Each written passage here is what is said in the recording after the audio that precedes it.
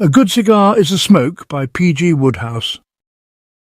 When Lancelot Bingley, the rising young artist, became engaged to Gladys Weatherby, the poetess, who in addition to her skill with the pen had the face and figure of the better type of pin-up girl and eyes of about the colour of the Mediterranean on a good day, he naturally felt that this was a good thing, and one that should be pushed along. The sooner the wedding took place, in his opinion, the better it would be for all concerned. He broached the subject to her as they were tucking into the poulet rôti au cresson one evening at the Crushed Pansy, the restaurant with the soul. "What I would suggest," he said, "if you haven't anything special on next week, is that we toddle round to the registrar's and encourage him to do his stuff. They tell me these registrar fellows make a very quick job of it. The whole thing wouldn't take more than 10 minutes or so, and there we would be with it off our minds, if you see what I mean." To his consternation, instead of clapping her hands in girlish glee and telling him that he had struck the right note there, she shook her head. "I'm afraid it's not so simple as that. What's your problem?" "I was thinking of Uncle Francis." "Whose Uncle Francis?" "My Uncle Francis. I didn't know you had an Uncle Francis. He was my mother's brother, Colonel Pashley Drake. You've probably heard of him. Not a word. Nobody tells me anything. He used to be a famous big-game hunter." Lancelot frowned. He was not fond of big-game hunters. His own impulse, if he had met a wapiti or a gnu or whatever it might be, would have been to offer it a ham sandwich from his luncheon basket, and the idea of plugging it with a repeating rifle, as this Pashley Drake presumably did, revolted him. "I'm not sorry we never ran across each other then. I wouldn't have liked him. Mother did. She looked up to him very much, and when she died, she left him a chunk of money which he was to hand over to me when I married. Excellent. Not so excellent, because I am only to get it if he approves of the man I want to marry. And he won't approve of you. Why not? You're an artist. What's wrong with artists? Uncle Francis thinks they spend all their time having orgies in studios and painting foreign princesses sitting on leopard skins in the nude. Uncle Francis is a fat head. Very true. But he's the one who controls the cash. And you feel he won't part? The betting's against it. Then let's do without it." "I've plenty," said Lancelot, who was more fortunate than most artists in having a nice private income. Gladys shook her head. It seemed to him that she was always shaking her head tonight. "No," she said, "I need that money, and I won't get married without it. I'm not going to be one of those pauper wives who have to come and plead brokenly with their husbands every time they want the price of a new hat. Some of my married friends tell me it sometimes takes fully half a pint of tears before their mate can be induced to disgorge the most trifling sum. I couldn't do it. My pride forbids it." And though Lancelot argued eloquently with her all through the poulet rôti au cresson course and later during the after-dinner coffee, she was not to be moved from her decision. It was a gloomy young rising artist who saw her home and then went off and got plastered in a series of pubs. What, he was asking himself, would the harvest be, and where did he go from here? He tried to tell himself that this was a mere whim on her part, but the theory brought him little consolation. He knew only too well that she had a whim of iron. His hangover on the following day precluded for a space all thought of anything except bicarbonate of soda, but even when several beakers of the refreshing fluid had built him up physically, he was no nearer to being his customary carefree self, for anguish and despair took over, and he sat brooding and listless in his studio, incapable of putting brush to canvas. If a nude princess had looked in wanting her portrait painted, he would have refused the commission without hesitation, pleading in excuse that he was not in the mood. All he could do in the way of alleviating the agony that seared his soul was to play the accordion, always his solace in times of stress. And he had worked his way through Over the Rainbow and was preparing to tackle Old Man River when the door flew open and Gladys bounded in, her manner animated and eyes shining. It seemed to him from a quick glance like twin stars. "Put away that stomach, Steinway, my Prince Charming," she cried, "and listen to me, for I bring news that will make you go dancing about London like a nautch girl." Guess what arrived by the morning post? A letter from Uncle Francis. Lancelot was unable to see why this should be considered a cause for rejoicing. "Oh, yes," he said, not attempting to share her enthusiasm. "And what do you think he was writing about? He's asked me to find him an artist to paint his portrait, to be presented to the Explorers Club. You get the job." Lancelot blinked, still unenthusiastic. His head had begun to pain him again, and he could imagine nothing less agreeable than painting the portrait of a big game hunter who would probably want to be portrayed with a gun in his hand and a solar topee on his head, standing with one foot on a stuffed antelope. "Me?" he said. "Why me? Don't you see what this means? You'll be closeted with him day after day, and if you can't fascinate him under those conditions, you're not the king among men I've always thought you. By the end of a couple of weeks, you'll have got him so that he can deny you nothing. You then tell him we're going to get married, and he gives you his blessing and reaches for his fountain pen and cheque-book. Any questions?" Lancelot's listlessness fell from him like a garment. Even though his mind was working slowly this morning, he was able to see the merits of the scheme. "None," he said. "It's terrific. I knew you'd think so." A thought occurred to Lancelot. As an artist, he belonged to the ultra-modern school, expressing himself most readily in pictures showing a sardine tin, 2 empty beer bottles, a bunch of carrots and a dead cat, the whole intended to represent Paris in springtime. He doubted his ability to work in another vein. Would I be any good at a portrait? Good enough for a gaggle of explorers? All explorers have weak eyes through staring at the sunrise on the lower Zambezi. They won't notice a thing. Well, if you say so. Then what's the drill? Uncle Francis has a house down at Bittleton in Sussex. You go there tomorrow with your paints and brushes. I'll phone him to be expecting you. Another thought struck Lancelot. I suppose I'm in for a thin time as regards meals. Don't big game hunters live on pemmican and native maize and that sort of thing? Uncle Francis doesn't. He has the most sensational cook, every dish a poem. That sounds all right, said Lancelot, brightening. Being an artist, he usually made do of an evening with the knuckle end of a ham or something out of a tin, but he was by no means incapable of appreciating good cooking, and had often wished, when at the Crushed Pansy, that the poulet rôti au cresson had been a bit better rôti. I go tomorrow, you say? Better perhaps the day after tomorrow. That'll give you time to mug up Uncle Francis's book, My Life with Rod and Gun, so that you can draw him out about the things he used to shoot. He gave me a copy at Christmas when I was expecting at least a wristwatch. That's how it goes, said Lancelot sympathetically. Yes, that's life, Gladys agreed, and the best offer I got from the second-hand bookshop was 3p, so the volume is still on my shelves. You can come and fetch it this afternoon. And I leave the day after tomorrow? That's right. I'll come and see you off at the station.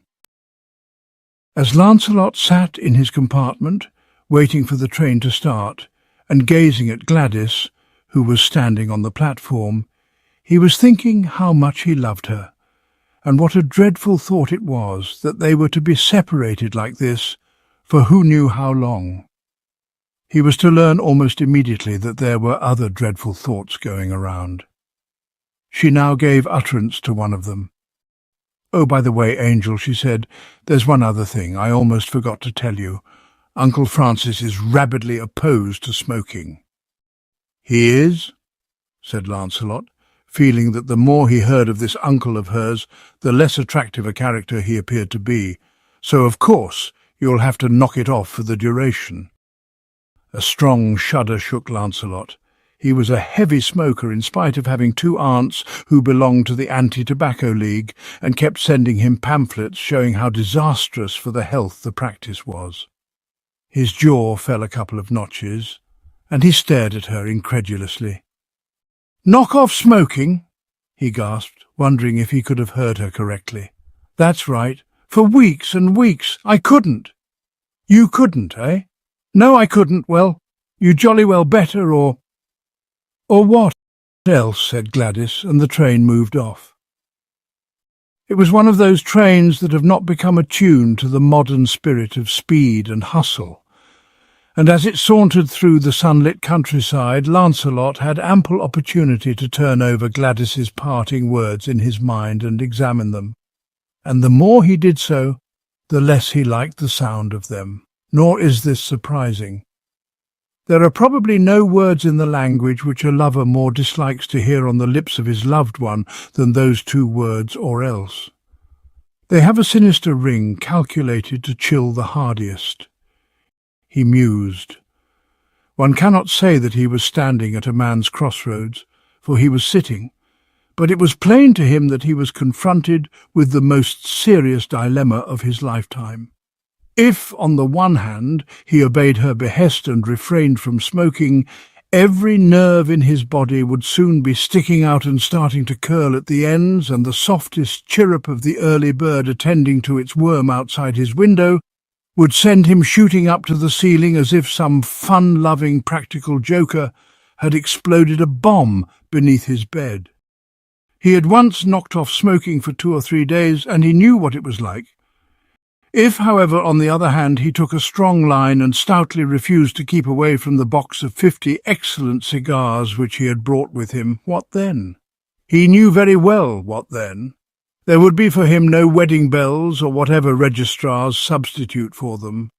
Gladys was as nearly as made, no matter, an angel in human shape, but she was inclined, like so many girls who have what it takes, to be imperious and of a trend of mind to resent hotly anything in the nature of what might be called funny business, and that she would class as funny business a deliberate flouting of her orders was sickeningly clear to him.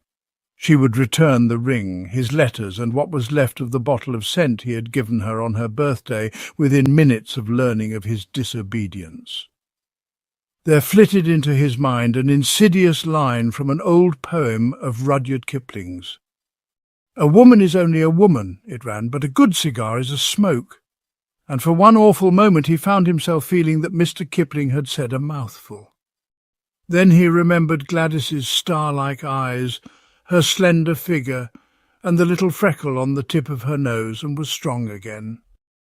It was with the resolve that, however great his sufferings, he would retain her love, that he alighted at Bittleton station, and a short time later was meeting the man whose rugged features he was about to record on canvas. They were features, particularly the 3 chins, of an undisguised opulence, and his body was in keeping with his face. Colonel Pashley Drake was, in short, a stout man. Indeed, the thought flashed through Lancelot's mind that if he wanted to have himself painted full length, it would be necessary to send back to London for a larger canvas than any that he had brought with him.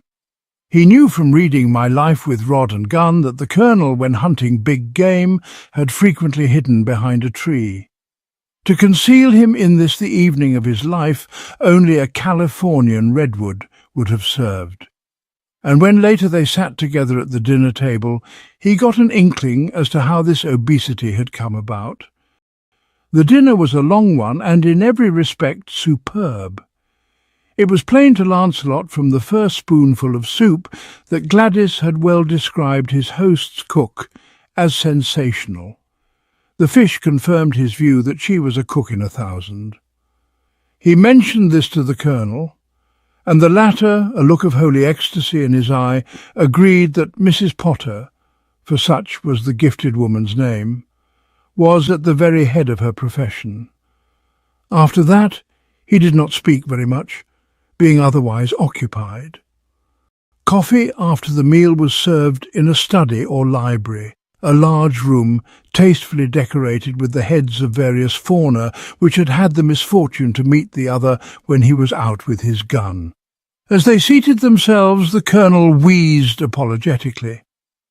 "I am afraid I cannot offer you a cigar," he said, and Lancelot raised a deprecating hand.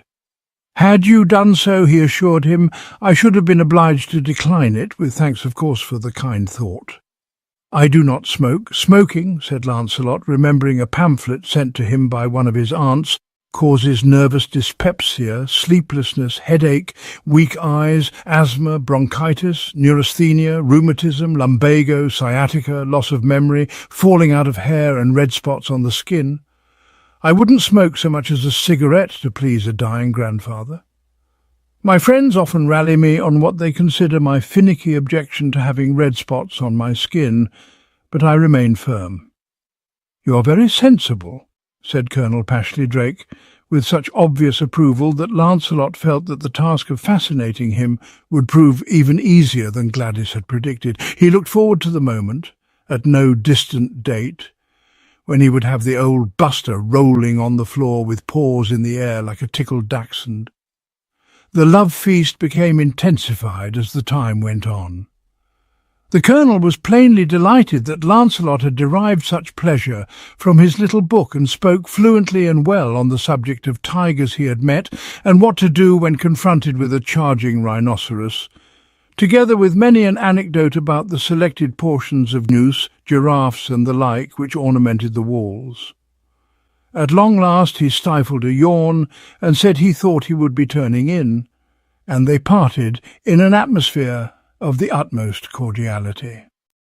The dinner, as has been said, had been a long and heavy one, and it had left Lancelot with a feeling of repletion which only fresh air could relieve, and before going to bed he felt the prudent thing to do was to take a half-hour stroll in the garden.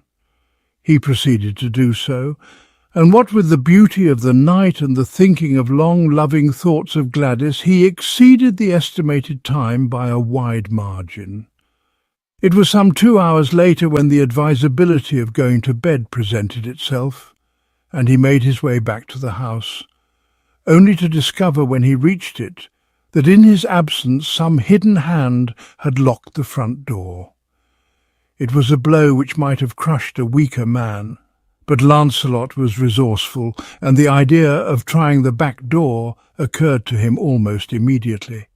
He found that, too, securely fastened, and it became evident that unless he was prepared to pass the remainder of the night in the open, it would be necessary to break a window. This, as noiselessly as possible, he did, and climbing through found himself in what from the smell he took to be the kitchen, and he was about to grope in the darkness in the hope of finding the door, when a voice spoke, a harsh, guttural voice which jarred unpleasantly in his sensitive ear, though the most musical voice speaking at that moment would equally have given him the illusion that the top of his head had parted from its moorings. It said rather curtly, "Who are you?" Suavity, Lancelot felt, was what he must strive for.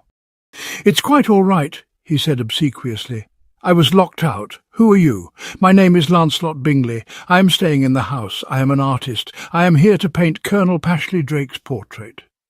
I would not advise waking him now, but if you inquire of him in the morning, he will support my statement. Who are you?" Annoyance began to compete with Lancelot's embarrassment. If voices asked you questions, he felt, they might at least take the trouble to listen to you when you answered them. His manner took on a stiffness. "I have already informed you in a perfectly frank manner that my name is Lancelot Bingley, and that I am staying in the house in order to paint—" "Have a nut," said the voice, changing the subject. Lancelot's teeth came together with a sharp click. Few things are more mortifying to a proud man than the discovery that he has been wasting his time being respectful to a parrot, and he burned with resentment and pique. Ignoring the bird's suggestion, in the circumstances ill-timed and lacking in taste that he should scratch its head, he continued groping for the door, and eventually found it. After that, everything was simple. Bounding silently up the stairs, he flung open the door of his room, and not bothering to turn on the light, flung himself on the bed. Or rather, not precisely on the bed, but on some squashy substance inside it, which proved on investigation to be Colonel Pashley Drake. Pardonably a little overwrought by his recent exchange of ideas with the parrot, he had mistaken the Colonel's room first to the left along the corridor for his own, which he now remembered was the second on the left along the corridor. He lost no time in climbing off his host's stomach, on which he rightly supposed he had been nestling, but it was too late. The mischief had been done. The colonel was plainly emotionally disturbed. He soliloquized for some moments in some native dialect which was strange to Lancelot. "What the devil?" he inquired at length, dropping into English. Inspiration descended on Lancelot. "I came to ask you about the portrait. I was wondering if you wanted it full length, or just head and shoulders," he said, prudently omitting to explain why such a speculation was needed. His roommate quivered like someone doing one of the modern dances. "You woke me at this time of night to ask me that. I thought it a point that should be settled. No reason why you should come jumping on my stomach." "No, there," Lancelot admitted. "I perhaps went a little too far. I am sorry for that. Not half as sorry as I am. I was dreaming of rogue elephants, and I thought one of them had sat down on me. Do you know what I'd have done if you had played a trick like that on me in the old days in West Africa? I'd have shot you like a dog. Really? I assure you, it's routine in West Africa." "Tell me about West Africa," said Lancelot, hoping to mollify. "To hell with West Africa," said the colonel. "Get out of here, and consider yourself fortunate that you aren't as full of holes as a colander." Lancelot left the room feeling somewhat despondent. During dinner and after it, he had flattered himself that he had made a good impression on his host, but something seemed to tell him that he had now lost ground. And what, meanwhile, of Gladys Weatherby? Working on a sonnet next morning, she was conscious of a strange feeling of uneasiness and apprehension, which made it hard for her to get the lines the right length. Ever since she had seen Lancelot off on the train, she had been a prey to doubts and fears. She adored him with a passion which already had produced 6 sonnets, a ballade, and about half a pound of vers libre. But all engaged girls have the poorest opinion of the intelligence of the men they're engaged to, and she had never wavered in her view that her loved one's IQ was about equal to that of a retarded child of 7. If there was a way of bungling everything down at Bittleton, he would, she was convinced, spring to the task. And it was only the fact that there seemed no way in which even he could bungle that had led her to entrust him with the mission which meant so much to them both. All he had to do was paint a portrait, and while painting it exercise the charm she knew him to possess, and surely even Lancelot Bingley was capable of that.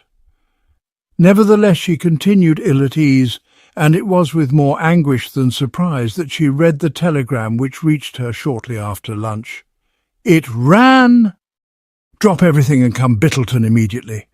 Disaster stares eyeball and your moral support sorely needed. Love and kisses, Lancelot." For some moments she stood congealed, her worst fears confirmed. Then, going to her bedroom, she packed a few necessaries in a suitcase and hailed a taxi. 20 minutes later she was on the train, a ticket to Bittleton in her bag, and an hour and 45 minutes after that she entered her uncle's garden. The first thing she saw there was Lancelot pacing up and down, his manner indistinguishable from that of a cat on hot bricks. He came tottering towards her. "Thank heaven you're here," he cried. "I need your woman's intelligence. Perhaps you can tell me what to do for the best, for the storm clouds are lowering. I seem to remember saying in my telegram that disaster stared me in the eyeball. That in no way overstated it. Let me tell you what's happened." Gladys was staring at him dumbly. She had been expecting the worst, and this was apparently what she was going to get. If she had had any tan, she would have paled beneath it. "Here, then, are the facts. I must begin by saying that last night I jumped on your uncle's stomach." "Jumped on his stomach?" whispered Gladys, finding speech.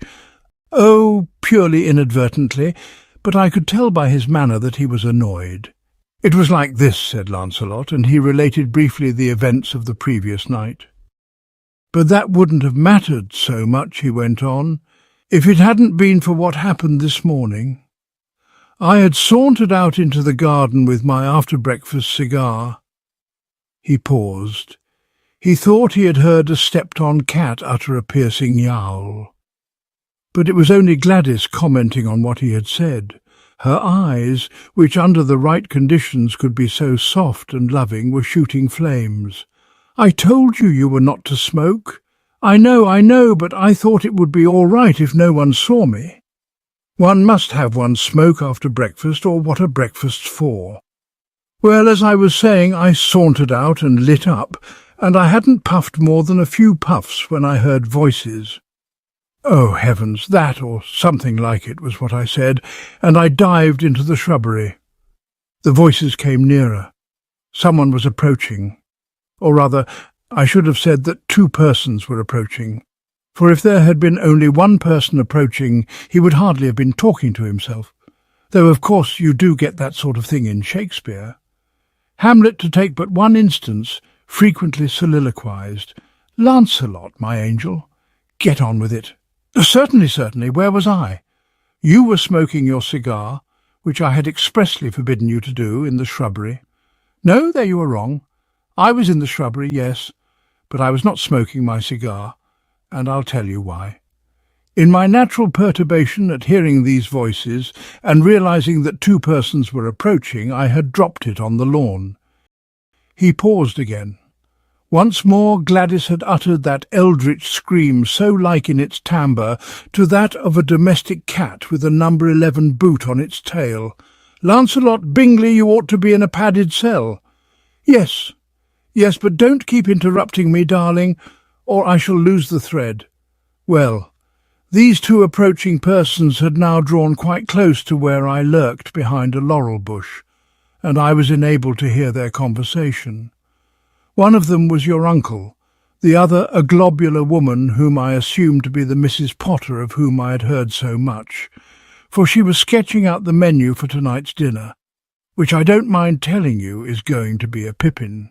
Your uncle evidently thought so too, for he kept saying excellent, excellent, and things like that, and my mouth was watering freely when all of a sudden a female shriek or cry rent the air, and peeping cautiously round my laurel bush, I saw that the Potter female was pointing in an aghast sort of way at something lying on the grass, and to cut a long story short, it was my cigar.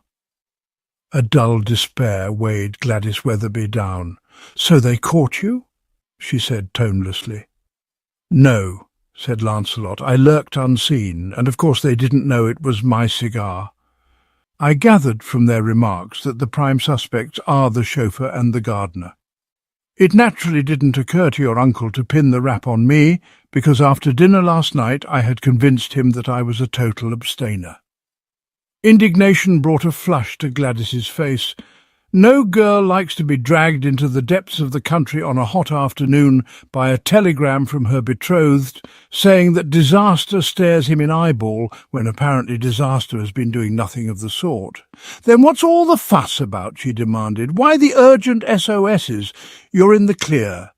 Lancelot corrected her gently. "No, my loved one. In the soup, yes, but not in the clear. I don't understand you. You will in about 2 seconds flat. I'm sorry to have to add that on the advice of Mrs. Potter, your uncle is having the cigar fingerprinted." "What?" "Yes, it appears that she has a brother or cousin or something at Scotland Yard, and she said that that was always the first thing they did with a piece of evidence. Taking the dabs, I believe they call it. So your uncle said he would lock it in his desk till it could be examined by the proper experts, and he picked it up carefully with his handkerchief, like they do in books. So now you see why that telegram of mine expressed itself so strongly. My fingerprints must be all over the damn thing, and it won't take those experts 5 minutes to lay the crime at my door." An expletive which she had picked up at the Poets' Club in Bloomsbury burst from Gladys's lips. She clutched her brow. "Don't talk," she said. "I want to think." She stood motionless, her brain plainly working at its maximum speed.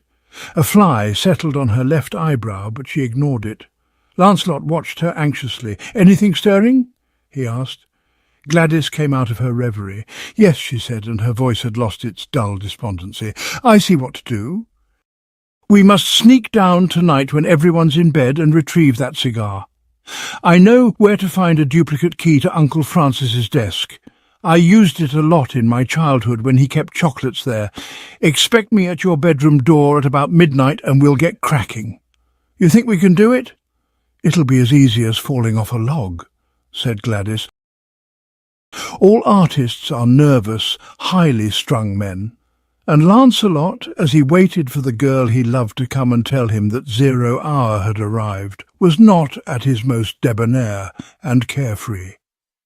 The thought of the impending expedition had the worst effect on his morale.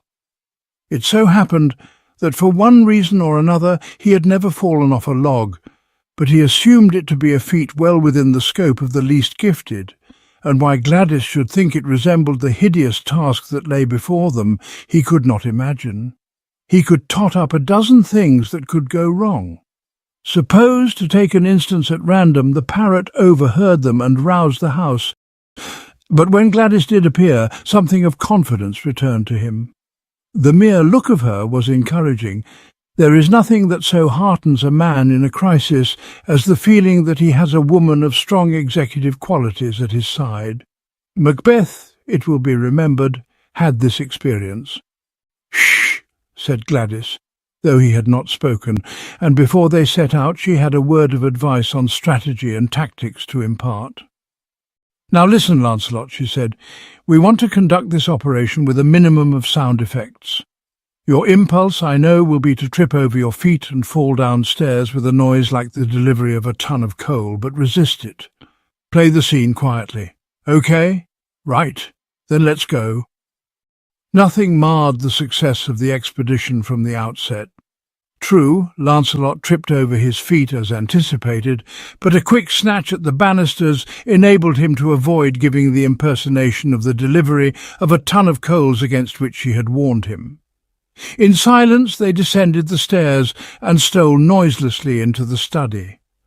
Gladys produced her duplicate key, and Lancelot was just saying to himself that if he were a bookie, he would estimate the odds on the happy ending as at least 4-1, when there occurred one of those unforeseen hitches which cannot be budgeted for. Even as Gladys, key in hand, approached the desk, there came from outside the sound of stealthy footsteps, and it was only too evident that their objective was the study in which they were trapped. It was a moment fraught with embarrassment for the young couple, but each acted with a promptitude deserving of the highest praise. By the time the door opened, no evidence of their presence was discernible. Gladys was concealed behind the curtains that draped the French windows, while Lancelot, having cleared the desk with a lissom bound, was crouching behind it, doing his best not to breathe. The first sound he heard after the opening of the door was the click of a key in a lock. It was followed by the scratching of a match, and suddenly there floated to his nostrils the unmistakable scent of cigar smoke.